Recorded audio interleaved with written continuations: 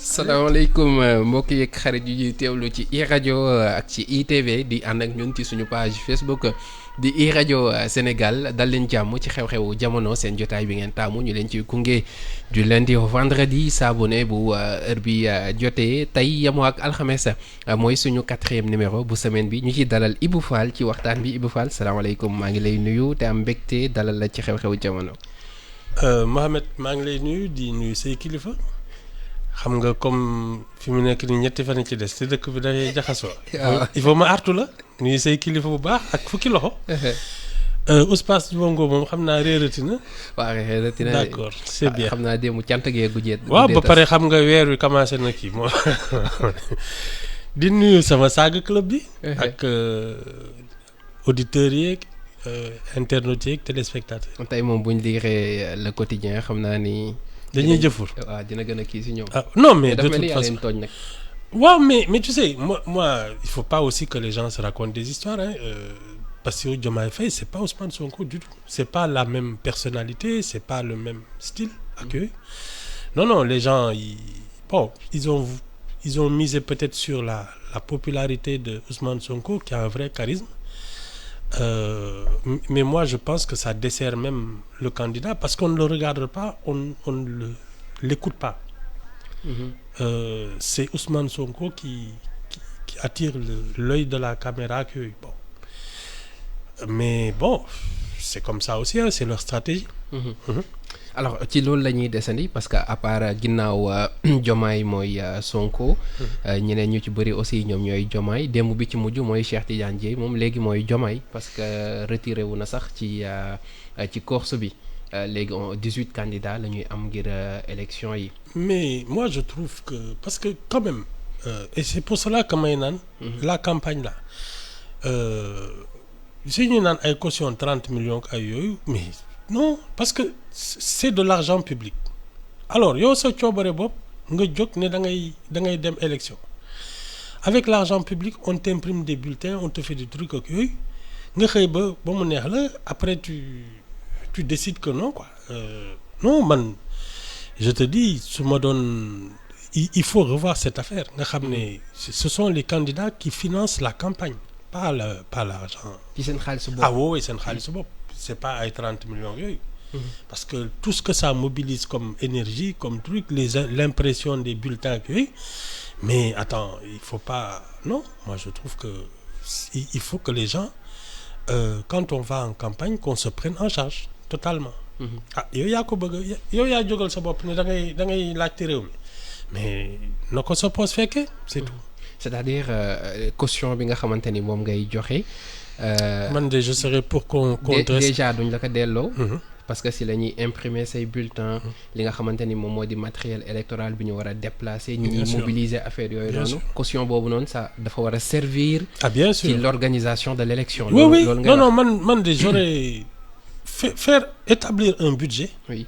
Vraiment sérieux sans extravagance. Combien coûte un candidat pour une élection? Voilà, mais une comment dire ça? Une élection sobre quoi. Pas def ay kii bon tu as effectivement besoin de visibilité les temps d'antenne les affichages ak yooyu plus l'impression des bulletins. L'organisation de tout ça ñu defal la ko un budget nga teg ko ci parce que ça va au moins d'abord c'est l'argent du candidat. Donc lui il peut aller chercher des financements yooyu non seulement ça va limiter aussi les candidatures. Parce que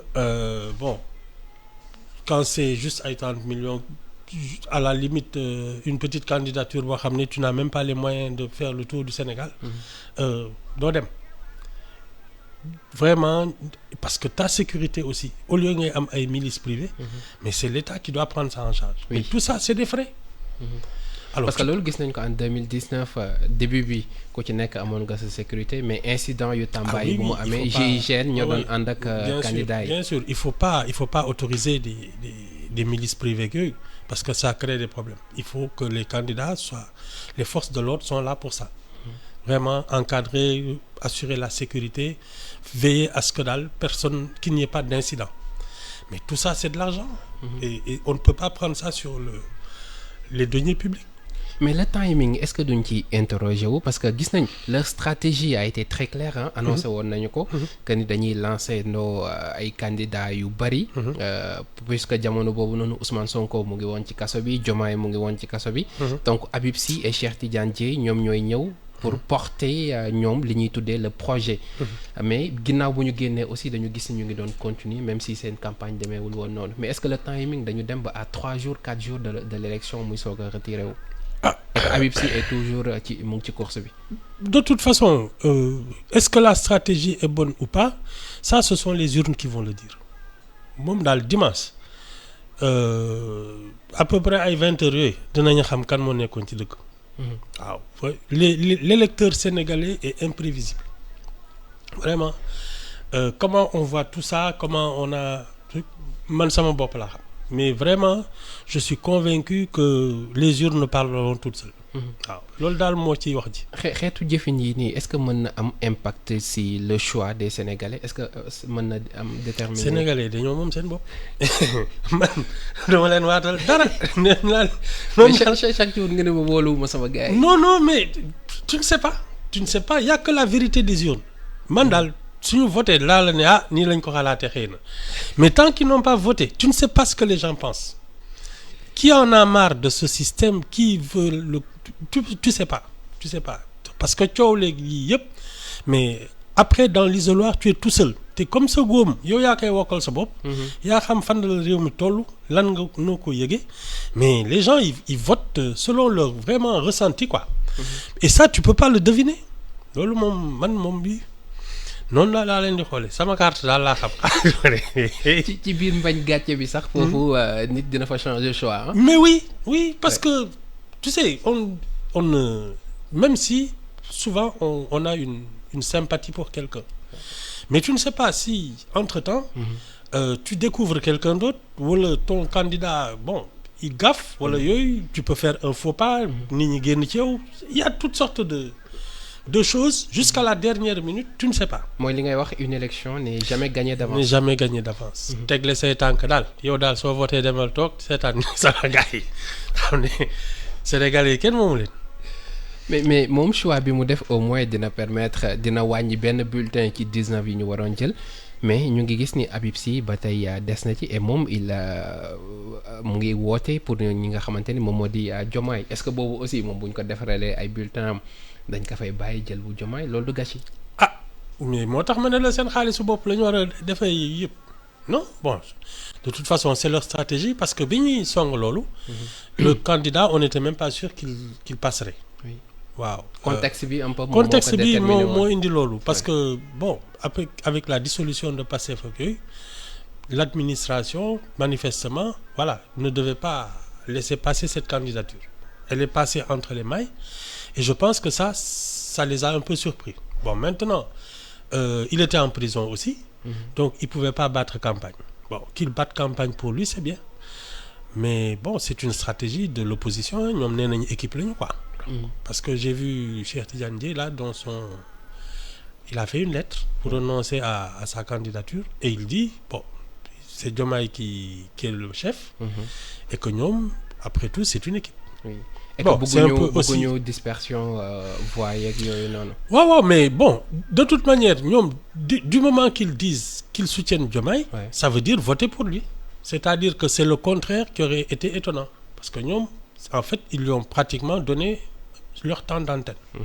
D'ailleurs quand il n'était pas en mesure de battre campagne ils ont parlé pour lui voilà donc non. mais donc la logique voudrait que ni tey bi mu génnee di battre campagne ñoom ñëpp ñu nekk ci. ñoom ñaar ñi nga xamante ni moom la ñu doon. campagnal ñu retirer seen candidature. en principe parce que si tu sais mën nga am yow mën nga ne say électeurs parce que y a des gens qui te connaissent qui t'apprécient et qui te préfèrent à Diomaye. loolu tam am na. oui donc il a beau leur dire voter pour Diomaye soo moytuwul gars yi voter ko parce qu'ils disent ñoom moom lañ gëm. day am non je sais pas trop ce que ça va donner c'était leur accord xam na ils ont dû s'entendre sur ces choses-là. alors ñu gis ni plus on avance ci campagne bi mbir yi mu ngi commencé di feeñ. ku nekk ngi wane li nga xamante ni moom nga mënee. tey bu ñu taxawee. ci li des ci campagne bi taxawaayu Diomaye ana ban gis nga si am parce que gis nañu yenn candidats yu bëri ñu ngi koy commencé song fi ñu toll nii. oui mais la machine Pastef quand même soo ko xoolee aux dernières déjà en 2019 c'était quand même ils sont arrivés 3e.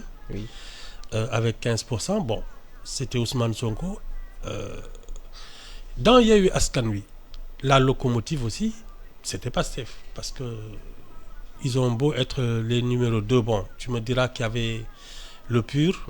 Il y avait Khalifa Sall, ñoom Déthié Fall, il y avait ñoom Malick Gakou et compagnie. PRP, voilà yooyu yëpp mais les gens ont admis que la locomotive c'était Ousmane Sonko et Pastef.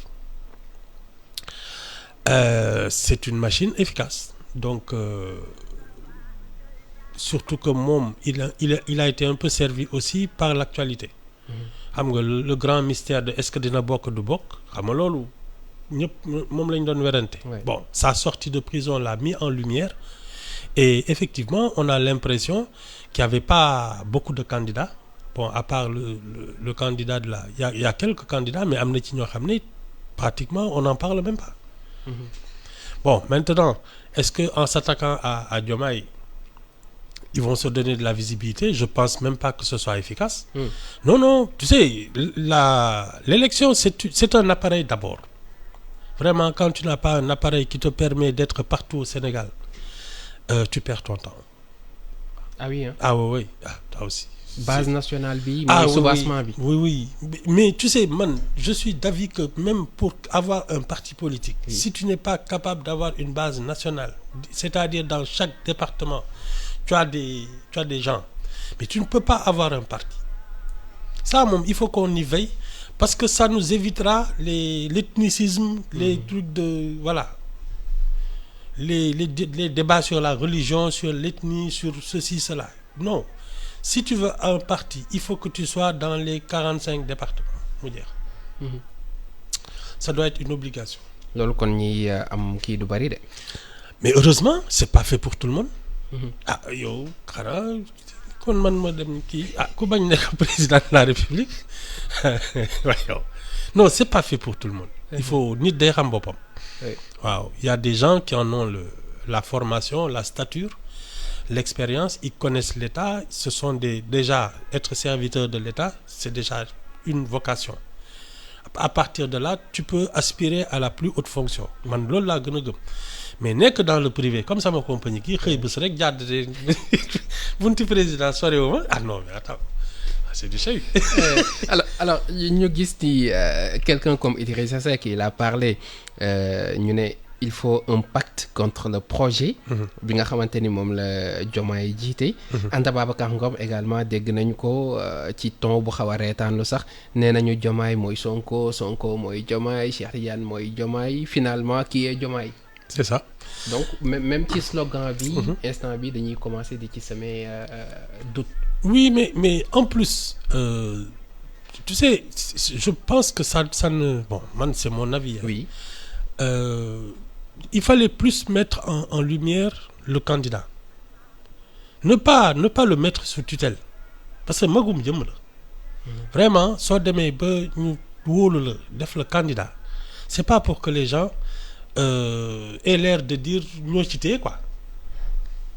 Il n'a pas besoin de béquilles nañ ko bàyyi mu wax ne pas mettre ils ont un appareil qui est Pastef qui est capable de sillonner tout le pays de porter sa parole et sa candidature mais si ils veulent l'infantiliser en disant oui ku ci nekk da ngay ñëw oui man maay Diomaye non attends non moi enfin ku nekk nag infantiliser nga ko jàppe. oui mais attends lui oui. Du moment qu'on considère qu'il est candidat à la présidentielle mais c'est que on le prend pour quelqu'un de responsable parce que sinon on ne devrait pas présenter sa candidature mais tu présentes sa candidature en disant waaw c'est-à-dire joxe boo poroo ci làmmiñ moi je trouve que enfin c'est leur stratégie. Je sais pas ce que ça va donner, mais je trouve que pour le candidat c'est malheureux parce que il aurait pu s'exprimer davantage plutôt que ñuy ku nekk di wax ay waxam ak yooyu. da nga jàpp ni dañ ko relégué au second plan.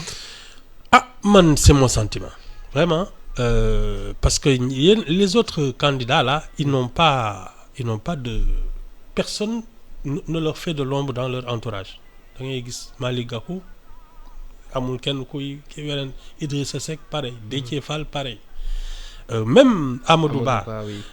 les gens pensent oui non mais non il est parti tout seul et c'est tant mieux parce que il va pas être là ñu koy téye ci loxo mel ni ku ñuy yóbbu à l'école quoi non j'ai trouvé que c'était pas rendre service à l'autorité même du candidat. Bon day am goût d'inachevé quoi. ñoom ñoo xam luñ ciy jublu de mais parce que c'est vrai que ils peuvent miser sur la popularité d'Ousmane Sonko. Oui. C'est peut-être ça le truc. Mais et c'est là peut-être que justement quand on parle de parti. Oui. C'est une machine, une organisation. Bon, maintenant, il y a des gens qui ont du charisme qui sont capables d'apporter une plus-value. Parce que c'est leur touche personnelle. Mais une machine efficace doit pouvoir porter une philosophie politique accueillie.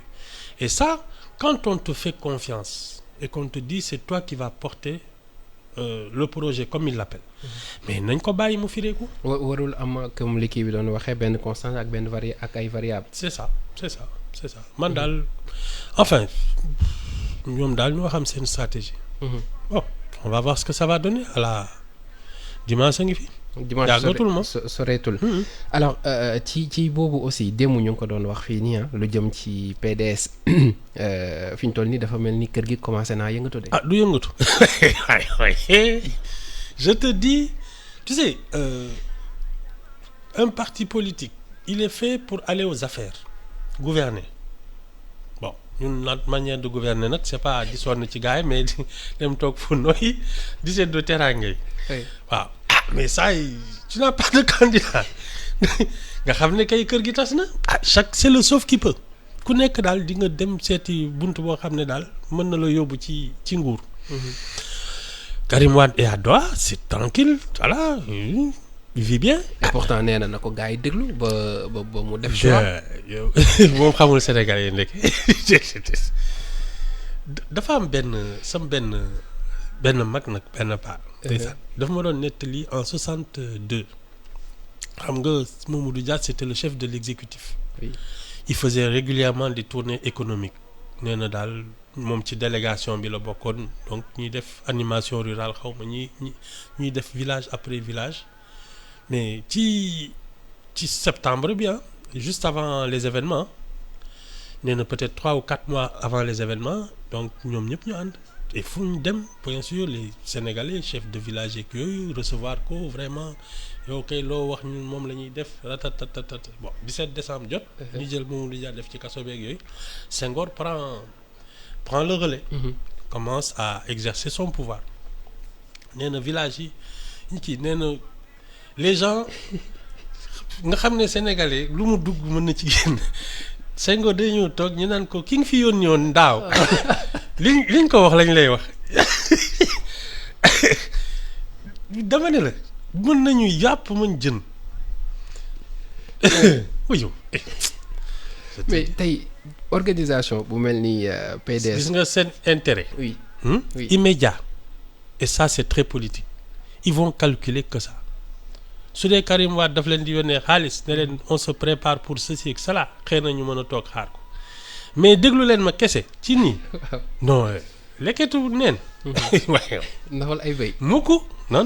mais gis nañ parce que ñi nga xamante ni ñu même communiqué bu ñu génnee démb ñu ngi wax ni 59 fédération yi ëmb mbir bi yëpp kenn defu ci choix mais ñu gis leneen lu wutee ak loolu parce que am na ci fédération départementale boo xamante ni moom wane na position am et que Amadou Ba mooy bi ma la doon laaj démb bi ñu jàpp ni moom moo corrompre ay juge ba tax bokkuñu ñoom moom la ñuy ànd. bi ma lay naan xale nga kay. je te dis non xam nga participer aux affaires c'est leur vocation.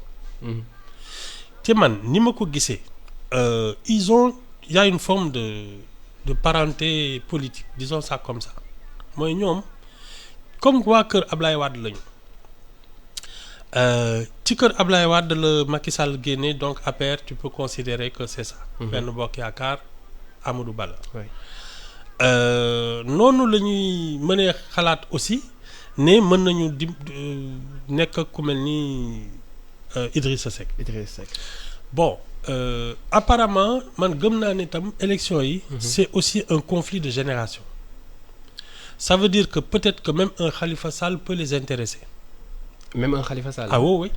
Parce que c'est un peu la même manière de faire de la politique. Ok donc ñii ay socialistes. Voilà ñii ay libéraux ay wax la rek waaw non yooyu. gëmoo kii wu courant yi. non ay daal xam nga. idéologie wala. non parce que tu sais xoolal lu mel ni le PDS. Oui. Le PDS quand on le crée c'était un parti travailliste de gauche qui devait être un complément du parti socialiste. Wade xëy bés ne léegi nous sommes des libéraux génn foofu yëpp. bi ñuy soog a wax sax parti de contribution la. c'est ça la waxoon Senghor. c'est ça mais ñoom dans leur même dans leur exercice du pouvoir ils se sont comportés comme les socialistes. Ah oui hein. Ah oui attends l'interventionnisme de l'État yooyu di def ay nu mu tudd les plans là xawma pour les vieillards di kii yooyu ça c'est pas du libéralisme. Libéralisme bopp sa bopp la. Les socialistes ñoom la vague de privatisation là dans les années 90 ñoom la privatisation c'est du libéralisme pour te dire que yooyu ay wax la rek. Non moi je pense qu'il y a une génération qui a une manière de faire de la politique et qui en a une nouvelle que Pastef incarne et qui est en train de donner une autre orientation à la pratique politique. Foog naa ñaar yooyu c'est ça qui est en train de s'affronter. Et pourtant dañuy seetlu ñi nga xamante ni ñoom ñoo nekk ci mbir yi surtout xale yi parce que gis nañu ci benn communiqué bu ñu génnee dem ñu njëkk a porter seen choix ci Amadou Ba bëri na ci ay xale et lan moo tax choisiruñu Diomaye. Ils ont parlé d'immaturité, de populisme, d'amateurisme et aventurisme.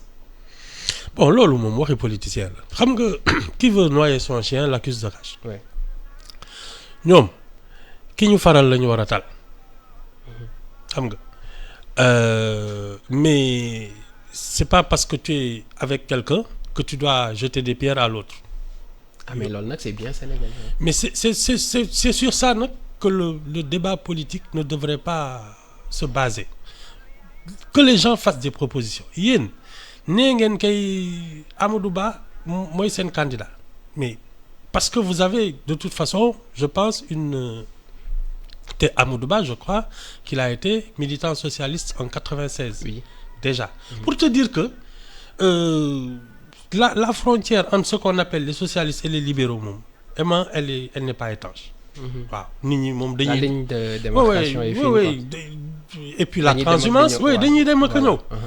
léegi lan moo am c'est que ñoom ils ont une communauté d'intérêt voilà lii moo leen arrangé ñu ngi ci nguur gi ils sont encore députés ak yooyu et ça c'est des privilèges et c'est ça qu'ils veulent maintenir parce que si le parti démocratique sénégalais s'effondre même aux prochaines législatives ils n'auront personne.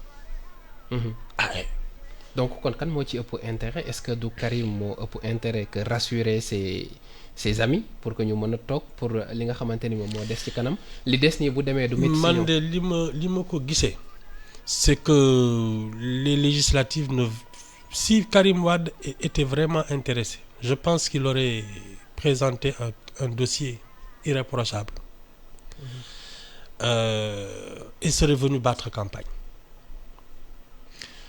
Léegi y a eu des législatives déjà oui en 2022 ne serait-ce que ça il aurait pu se battre pour ça ñëw prendre la tête de liste se battre pour même si après il démissionne de son poste de député mais qu'il mène la campagne. Jiite ses troupes quoi. Jiite ses troupes. Il aurait pu aussi aller chercher la mairie de Dakar. Ah oui hein ci moment boobu. Non, tu es en politique ou tu n'es pas en politique. amul demi-mesure. Non, mais il y a des escaliers. Parce que déjà, la mairie de Dakar, c'est pratiquement le deuxième poste politique du Sénégal. Ouais. Mais quand tu veux aspirer à la présidence, mais au moins, tente le galop d'essai, jéemal jël mairie Dakar. Soo ko mënul nga jéem a dugg Assemblée nationale ñu xam la gis la on te voit à l'œuvre yooyu mais doo toog ba kii daan way présidentielle bi yónnee benn dossier yaa ngi toog sa kër non moi je pense que ces gens-là ils vont lâcher prise hein. Ils vont tourner le dos à Karim. Ah oui. mais loolu li ci des ak us néew parce que bu ñu gisee depuis bu ñu perdre pouvoir bi ba léegi ñu bëri ci seen cadre yi dem nañ. Bu baax. li ci des ak us néew parce que xam nga jamono yee passé defoon nañu ay assemblée générale yu mag ngir defaraat seen formation beeg yi ni mel. mais ak lii nii bu dikkee et que beneen élection peut-être présidentielle 2029 la li ci des dafa gudd. li ko mënul xaar bu en tout cas ñoom li ñu excuse-moi.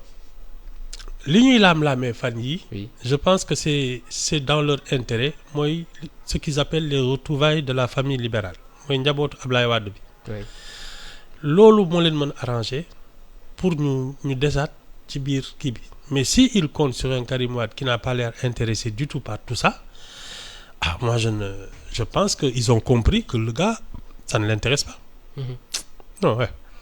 est-ce que jotul kon Ablaye Wade moom mi nga xamante ni moom mbir mi reprendre at mbir yi ci loxoom. non loolu moom il n'en a plus d'énergie sax. fooguma amatul kattan bi. non léegi en principe Karim Wade moo doon jël les rênes manifestement il ne fait pas de zèle le peu qui reste là-bas soo moytul dañuy uti seen ay mbokk. c'est-à-dire am na ci ñoo xam ne xëy na Idrissa Seck la ñuy dem seeti. am na ci ñoo xam ne waa kër Macky Sall la ñuy dem seeti. peut-être que même Habib Sy qu'on oublie peut les intéresser. En tout cas s'ils veulent continuer en politique. Habib Sy fa la jóge di. oui 2018 la génn PDS. oui. Ça peut être aussi un leader mais ils ont besoin d'un leader qui peut leur donner une envergure nationale reprendre les choses. Capable d'aller chercher de l'argent de réorganiser les troupes rebattre campagne ak yooyu parce que fi mu nekk nii mën nañu lang nii ci kii bi mais si ils ne font pas de score aux prochaines législatives c'en est fini hein. mais bu boobaa day fekk PDS des fi ba tey. c'est ça moo tax ils ont intérêt à se secouer bàyyi Karim Wade mi nga xam ne fii mu ne nii moom moo leen dugal ci lien. bàyyi Karim Wade loolu jàpp nga mu yomb ak li fi jot a jaar yëpp li mu fi jot a wax yëpp. li waa ji waxoon. kii jàpp ma ko moo ma téye parce que ñoom ñoo ko téye mais moom jàpp leen parce que. non est-ce que tënkuñu leen parce que c'est le choix de Abdoulaye Wade. oui mais tu sais Wade peut donner une indication. comme li dal en 2019 Madické Niang dañu ne c'est Karim Wade le plan A ba Z. Madické Niang jóg dem il a battu campagne. Les gens ne l'ont pas suivi mais il a eu raison parce que le PDS ne pouvait pas ne pas présenter de candidat. Bon, tu me diras que Idrissa Seck mais je trouve que moi ce qu'on reprochait un peu au Parti socialiste qui est en train de s'affaler mais un parti historique doit avoir un candidat à chaque élection. Présidentielle, les mairies, les trucs, sinon c'est plus la peine. Et justement ñooñu parti socialiste bi ngay wax eeru Macky Sall bii nii bu jeexee est-ce que ñoom duñ defaraat seen toogaay. ñoom ñi lang ci Amadou Ba. wala da nga fàtte loolu. oui ñu ngi ci di en fait je veux dire bu eeru Macky Sall bi parce que yaa ngi ko doon wax Benno Bokk Yaakaar machine la boo xamante ni c'est taillé sur mesure. ci Macky Sall. Ça dépendra des résultats de la présidentielle. Si le candidat sur lequel ils ont misé ne passe pas, effectivement, il faut tout reprendre. Parce que ñoom gëmuma ne ils pourront encore séjourner longtemps dans l'opposition. loolu dafa am loo xam ne soo ko tàmmee après dafay di gisoo waa PDS militant li ma doon wax rek les militants du PDS avant 2000 et après 2000 sont plus les mêmes. Femme loo xam ne soo fa jaaree après pour retourner dans le truc c'est compliqué dans l'opposition. train de vie bi ngay tàmm. Oui. Bon, les Pouvoir, Wade et tout c'est ça. bon. Oui, le pouvoir accueille l'exercice du pouvoir. Mais quand tu le perds, après, dans les rires, tu perds tes repères, quoi. Bon. Le Parti socialiste, moo tax muy lang ni ci Macky Sall lang ci Amadou Ba en se disant s'il passe, ça peut les aider à se conforter. Parce que pour l'instant, ils n'ont... comment elle s'appelle, Aminata Mbengue Ndiaye, manifestement c'est terminé pour les histoires de présidentielle ak yooyu. Li leen di arrangé mooy qu'on considère qu'ils sont actionnaires dans le prochain régime et que ça leur permet de renouveler, parce que quand tu es aux affaires tu attires du monde. Parce que bul fàtte ne un Khalifa Sall ci ñoom la bokk, un Barthélémy Dias ci ñoom la bokk. Il est peut-être temps que la famille de Senghor se retrouve. Mais ça, c'est une autre... Parce que de toute façon, ni ma leen gisee, les vieux partis là, ak ñoom ay Amadou Ba ak yooyu, je suis convaincu qu'ils n'ont pas fini de collaborer ak ay Khalifa Sall ak yooyu. Bon, ñoom déjà ñu ngi téye ci mairie de Ndakaaru ak quelques trucs. Ils ont un groupe parlementaire, ils sont à l'Assemblée ak yooyu. Je pense qu'à un moment, quand la famille de Wade pense à se regrouper, il y en a qui vont dire la famille de Senghor aussi devrait commencer à réfléchir à son avenir. Et que bu boobaa on aura vraiment une recomposition. C'est de toute façon, la recomposition est inévitable parce que la page Macky Sall, la page Macky Sall est tournée. Donc c'est terminé. Mu ngi tàggoo rek. nee na mu ngi dem de waaye waxaat na ko si entretien bi mu ngi dem daal tàggoo na daal le 2 avril moom lu mënti xew ala kulli aal dina dem wala yow da nga tàggoo yi dafa bari li ñu marché dem ne ko mu toog non mais la page est tournée. Ça veut dire que inéluctablement la recomposition, il y a rien à faire. Qui sera le leader, enfin qui va être à la tête du régime, on ne sait pas encore. Qui sera le leader de l'opposition, on ne sait pas encore. Mais on saura à partir de lundi. Mais donc c'est le prochain président de la République moom mooy déterminer configuration nouvelle bu ñuy am si oui, parce que même admettons qu'Amadou Ba soit élu, mais Macky Sall va perdre la paire. Les gens ils vont au pouvoir, ils vont à la soupe. C'est terminé. Bon, quand tu n'as plus le pouvoir, c'est terminé. C'est lui qui décide. Que ça a déjà démarré. Oui, non, c'est clair. Si c'est les ñoom Diomaye ak yooyu, c'est un autre problème. Boobu lan lay doon. C'est le président de la République le patron di, même Ousmane Sonko, monsieur le président la di ko sukkal non bu baax. Et bés bi fi Bassirou Diomaye Faye toogoon nii. Attends. yaakaar nga loolu li nga ma waxoon si Barthélémy Diaz ak ñoom Khalifa Sall ak Sonko da nga yaakaar ne mën na je te dis non, quand tu as le pouvoir c'est terminé, tu n'es plus le même homme. Ah oui non day benn toi aussi yow benn décret mën nga def lu la neex loo ciy ragal. Non, c'est l'élection qui va recomposer tout. Voilà. Qui va être quoi loolu moom lundi rek lañ koy xam lundi matin. Oui. Alors jamono boobu ñi nga xamante ni ñoom ñoo di candidat yu si des ñoom ñu ngi gën a yokk seeni rang ku ci mel ni tey Idrissa Seck mu ngi tàllal loxo Khalifa Sall également on parle de 73 mouvements et partis politiques yoo xamante ni rejoindre nañu ko. am na ci ñoo xamante ni dégguñu leen mais ñu ngi def un travail sur le terrain ku ci mel ni ñoom Déthié Fall ak ñeneen ñu ci des. man kay dara urne yi rek fii ma nekk nii. Di urne yi laay déglu. Il y a pas autre chose. Tu sais pas qui a eu la bonne stratégie, qui a eu le bon message, qui est dans le bon timing. Mënoo ko xam. Il y a que les Sénégalais qui peuvent te le dire et ils vont voter. Chaque Sénégalais daal va donner son avis sur la situation et c'est ça qui fait de nous justement un pays comment dire ça? On est assez particulier nag. Waaw fii dans le continent là non ñun soo ñu bëggee jaaxal dañ lay muñal élection jot voter rek génn ci. non c'est terminé c'est tout waaw ñun daal soo ñu bëggee jaaxal ñu tàpp suñu xol bàyyi ba élection jot ñu wax la li ñu xalaat ci yow. waaw c'est tout ouais non c'est bien. mais cas bi duñ ko régler. mu ngi tàggoo moom ngi tàggoo de. démb fii nga ko woowee l'effaceur. baal na ñëpp. waaw defaraat na ay bagages am. oui baal na ñi fi yëngaloon dëkk bi ak yooyu yéen ñi ko ameeloon bor impôt baal.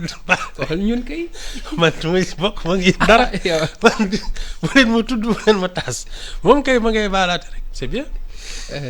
le 2 moom dina dem. mais est-ce que entre le 24 bu ñu defee élection yi ak le 2 avril bii nii deuxième tour xaj na fi bu dee dana am.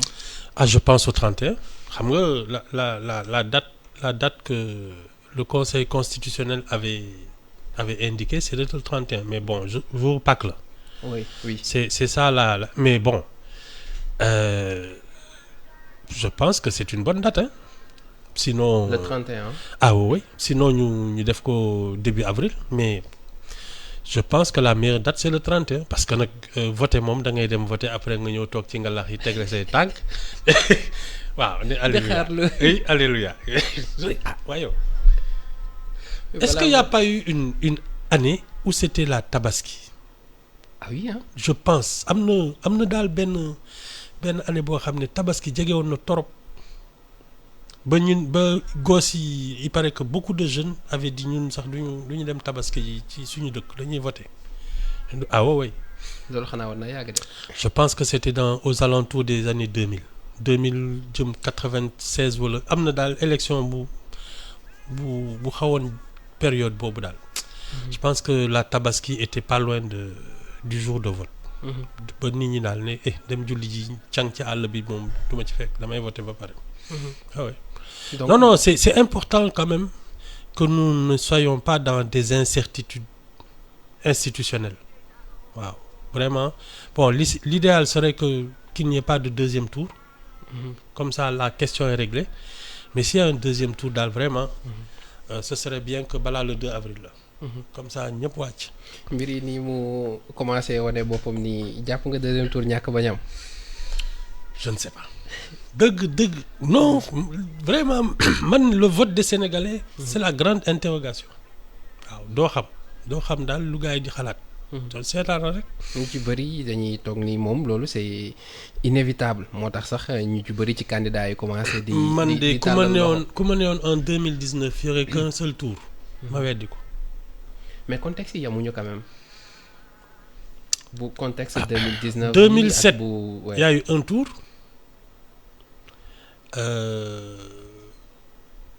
2019 il y a eu un tour. Oui. Man ku ma ne woon 2019 benn tour lay am je n'y croyais pas donc man daal léegi.